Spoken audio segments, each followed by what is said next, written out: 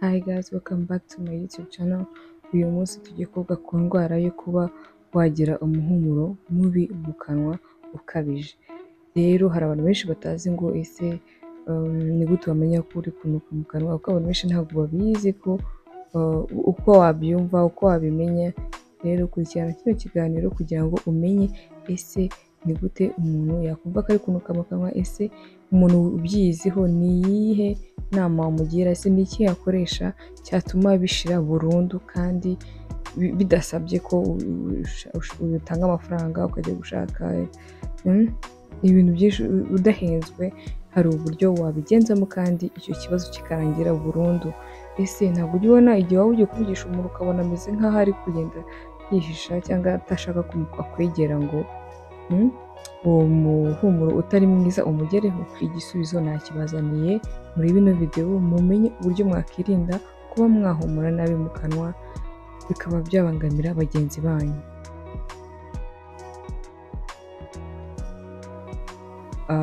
Banje kubasuhuza nabaha ikaze ku kiganiro cyacu tugiye kugirana.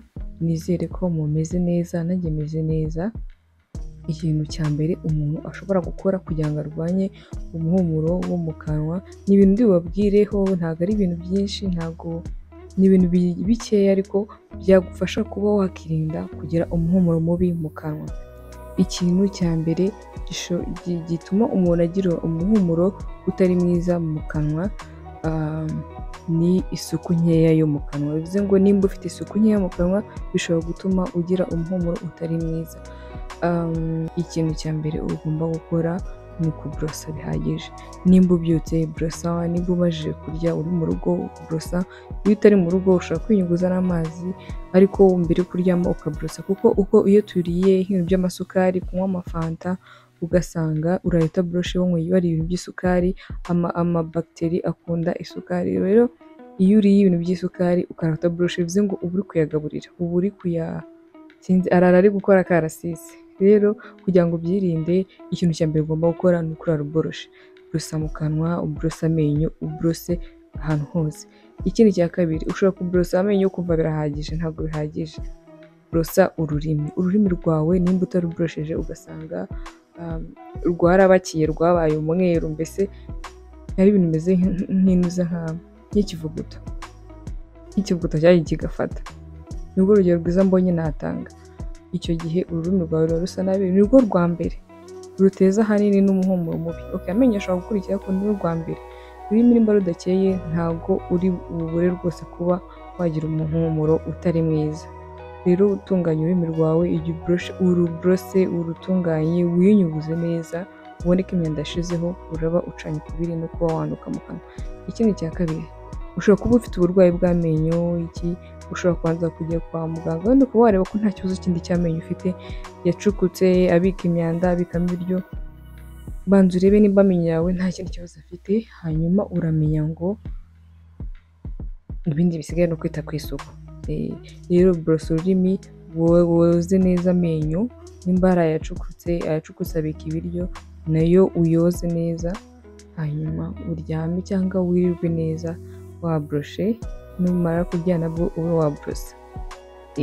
Ikindi, reba ufite uburoso bumaze iminsi. N'uburoso bumaze iminsi ni ikibazo gikomeye cyane, n'abaganga benshi babivuga. Nimba ufite uburoso umaranye umwaka umwe, se hari n'abafite uburoso bumaranye imyaka 5, ubwo buroso ushobora kuba warabuze nabi uburoso. Nimba warabuze ayo uburoso, basi jya umera buri kwezi ujye ubuteka, ubize amazi urambikamo uburoso, basi imyanda iba ipfuye, sibyo? Nimba udafite nayo kugura uburoso, ariko igihe uyafite gura uburoso, byibuza uhindura uburoso rimwe nko mu mezi 3.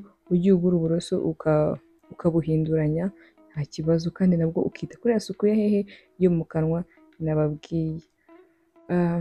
Ikindi kintu ushobora gukora igihe ushaka kurwanya umuhumuro utari mwiza wo mu kanwa, ushobora nimba utakundaga amazi, uba inshuti n'amazi, kunda amazi, kubera ko amazi ni ubuzima. Ariko noneho iyo bigeze mu isuku ryo mu kanwa, amazi aba yakeneye cyane, kuko bimwe mu bintu bitera kuba umuntu yagira umwuka mubi utari mwiza no kuba mu kanwa humagaye. Iyo humagaye nta saliva hatarimo amatembabuzi yo mu kanwa hari adahagije, nimba nabita amatembabuzi simbizi, ariko igihe wanyweye amazi bivuze ngo no mu kanwa harasigara hatohagiye nta mwuma, kuko uko ugira umwuma mu kanwa niko ushobora kugira umuhumuro utari mwiza wo mu kanwa. Rero kubyirinda ni gute? Unywa amazi ahagije. Niba ufite ibiro byinshi unywe nka litiro 3, niba ufite ibiro biringaniye unywa litiro 2, ubundi unywa amazi aramanuka akajya nyine mu mubiri, akaba yagira ibyo atunganya, agasukura ibintu bigiye bitandukanye. Rero nawe urayakeneye kugira ngo urwanye impumuro mbi yo mu kanwa. Amazi rero agiye kuba inshuti yawe, nimba utanayakundaga wegera inshuti yawe, kuko ari mu byagufasha cyane kuba washana ukubiri n'umwuka wo mu kanwa utari mwiza. Tutibagiwe ko indwara zo mu muhogo nazo zagutera kunuka mu kanwa igihe urwara amanjine, aho se yarabakiye yarabyimbye. Ubundi uba ugomba kuba wajya kwa muganga bakayabaga cyangwa bakaguha imiti iyatreatinga ku buryo ashira nyine ukira burundu, kuko iyo urwaye amanjine kuba wagira umwuka utari mwiza wo mu kanwa birashoboka cyane, cyangwa izindi ndwara zose zo mu muhogo, kuko umwuka uba usohoka ntabwo aba ari mwiza. So nimba ufite ikibazo cy'amanjine ushobora kugana kwa muganga bakaba bagufasha, bakaba baguha imiti ihakiza cyangwa yatreatinga hagatungana hagakira indwara urwaye igakira, kugira ngo ube wakirinda kuba wagira umwuka wo mu kanwa utari mwiza. Ikindi nabonye abantu bakoresha zino mouthwash, ugasanga araburushe bisanzwe cyangwa amaze kurya arayifashe araciriye. Ziriya rero iyo itari alcohol free bivuze ngo utabonye iryo jambo, bivuze ngo izo zindi ni mbi. Akenshi zituma ano matembabuzi yo mu kanwa amera nk'agabanyutse, kandi uko agabanyuka niko uri muri risike zo kugira umuhumuro utari mwiza mu kanwa.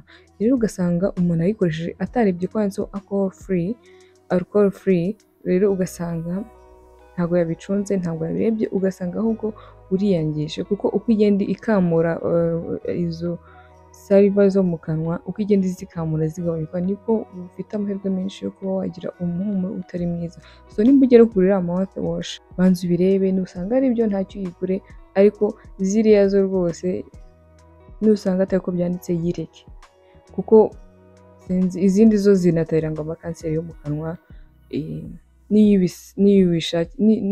N'abaganga baravuga ko iyo zitanditseho gutyo zinatera kanseri zo mu kanwa. So twese ntabwo tubyifuza kuba twazatugeraho, ariko nitugerageze dukoreshe ubwabaga kugira ngo ducane ukubiri no kuba twahumura nabi mu kanwa. Hari ubundi buryo babwita flossing, kuno kuntu ufata akadodo ukajya ugira hagati y'amenyo ukamenya ushoka ibiryo byavuyemo, kuko uko wabrosa kose hagati y'amenyo hajya hajyamo ibiryo. Usibye n'akadodo hari utundi tw'umweru tw'uduti tw'uduplastike tubikuramo kugira ngo uze kubrosa nta biryo biri hagati y'amenyo, kuko uko hagati y'amenyo hararamo ibiryo, uko ubrosa hagiye gukuramo butinjira hagati y'inyuma bukuremo. Uko biraranye niko bibyara amamikorobe, nayo arimo arabyina kiriwanzenze. Rero kugira ngo ubyirinde, flossing ukuremo ibiryo hagati y'amenyo, ubone ubrose ururimi, ubrose amenyo, unywa amazi bihagije. Ndakubwiza ukuri uracana ukubiri no kubumura nabi mu kanwa.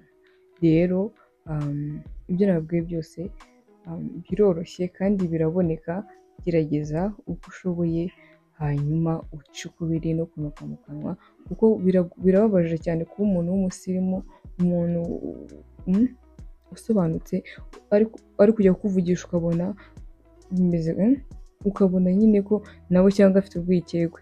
Birashoboka ushobora kurya ibiryo birimo ibitunguru n'ibiki nta kibazo, aho umuntu arabyumva ko ntabwo byatuma utarya, ariko making sure ko n'igihe ibyo bitunguru wabiriye ubrosa neza, mbese ibintu byose ukajya ku murongo kugira ngo birwanye. Ni uku nguko ibyo ngibyo nkubwiye nibyo wakora, ubundi ntaho kumara mu kanwa nabi byazongera kukubonera, ntaho rwose. Ibyo nababwiye mu bigerageze muzareba impinduka. Ibyo ari byose ntabwo uhita utangira no kuyumva, by the way uhita utangira kuyumva ubikoze uyu munsi, nawe wirirwa wumva ko nta kibazo. Ese gusa hari abantu bashaka kwibaza ati se ni ryari umenya ko ufite umuhumuro utari mwiza mu kanwa? Hari abantu bashaka kwibaza icyo kibazo ugasanga ntabwo umenya ngo ni ryari, sibyo? Abaganga benshi arakubwira ati ku rurimi kubera ko ariho haba handuye, kubera ko ariho habika imyanda myinshi, ushobora gufata ukarigata nk'aha ngaha, hanyuma hagaca akanya wakihumuriza ukumva ni ibitangaza. Rero nimba utari uzi ko wamenya ko ufite umuhumuro utari mwiza mu kanwa, rigata aha ngaha and then ureke haceho akanya wihumurize, uraza kumva ari ibintu bitabaho. Rero ngira ngo ibyo mbabwiye byose ni ibintu bizabafasha, ni ibintu namwe benshi muri mwe mwari muzi kuko ni ibintu bisanzwe dusanzwe dukoresha, ahubwo wowe making sure ko wenda ubishyira mu ngiro kugira ngo urwanye iyo ndwara. Nibaza ko ari indwara.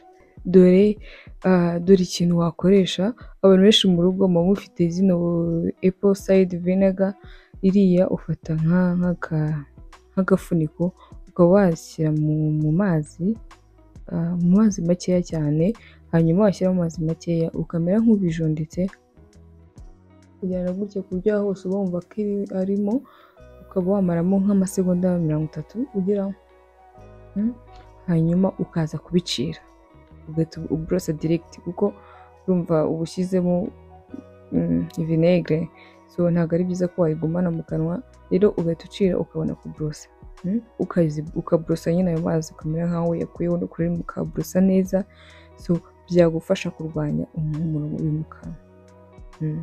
Kurwanya umuhumuro mubi mu kanwa, nimba ufite iyo vinegre, iriya apple cider vinegar niyo nziza kurutaho.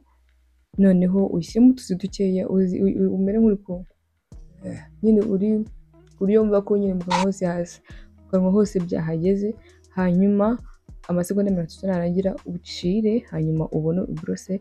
Bizagufasha cyane kuba utagira umuhumuro utari mwiza mu kanwa. Rero mwakoze kureba video zanjye, ndabakunda cyane, Imana ibarinde, mukomeze mujye munkurikirana, mukomeze munyereke urukundo musanzwe munyereka, runikube runarenge, musharinge video zanjye, muzilikinge, mukore subscribe batarasubscribinze, kugira ngo nanjye nkomeze ndushaho kugenda mbazanira utundi tuntu nagiye menya umunsi ku wundi. Mugire ibihe byiza, ndabakunda cyane, bye.